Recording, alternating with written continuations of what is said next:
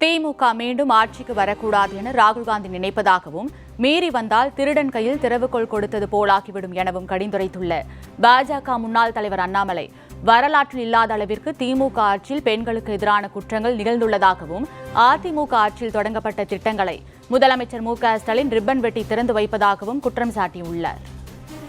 காங்கிரஸ் கட்சிக்காரர்கள் கூட்டம் போட்டு யோசிக்கிறாங்க, எப்படி ராகுல் காந்தி அவரை தமிழ்நாட்டுக்கு கூட்டிட்டு வந்து பிரச்சாரம் பண்ண வைக்கிறது. அவர் வரவே மாட்டேன் என்று அடம் பிடித்து டெல்லியில் இருக்கார். ஏன்னா அவருக்கு தேர்தலுடைய ரிசல்ட் தெரியும். தமிழகத்தில் அண்ணன் எடப்பாடி பழனிசாமி அவர்கள் மே 4ஆம் தேதிக்கு பிறகு நம்முடைய முதலமைச்சராக பதவியேற்க போறாங்கன்னு அவருக்கு தெரியும்.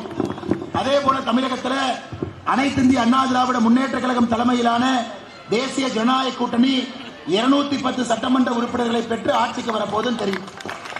இப்ப அண்ணன் ராகுல் காந்தி அவர்கள் தமிழகத்திற்கு வருவதற்கு அண்ணன் ராகுல் காந்தி அவர்கள் கொஞ்சம் கூட தயாராக இல்லை.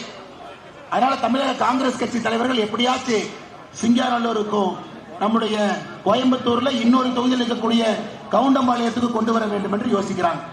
திமுக கட்சியை நம்முடைய புரட்சி தலைவர் அவர்கள் தீய சக்தின்னு சொல்லிட்டாங்க. அந்த திமுக கட்சி ஆட்சிக்கு வந்தா திருடங்கையில சாவியை கொடுத்த மாதிரி.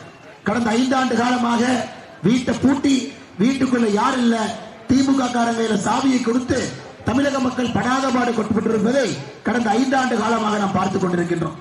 அண்ணன் ஜெயராமன் அவர்கள் இதற்கு முன்பெல்லாம் அந்த தொகுதியில போட்டி போடும் பொழுது திராவிட முன்னேற்ற கழகத்திற்கு போட்டி போடுவார். திமுக காரன் நிற்பா, இந்த பக்கம் நம்முடைய ரெட்டலை அனைத்து இந்திய அண்ணா திராவிட முன்னேற்ற கழகம் தேசிய ஜனநாயக கூட்டணி நிற்கும். இந்த முறை செந்தில் பாலாஜி என்ன பண்ணாருன்னா, அவர் கரூர்ல இருந்து வந்தார்.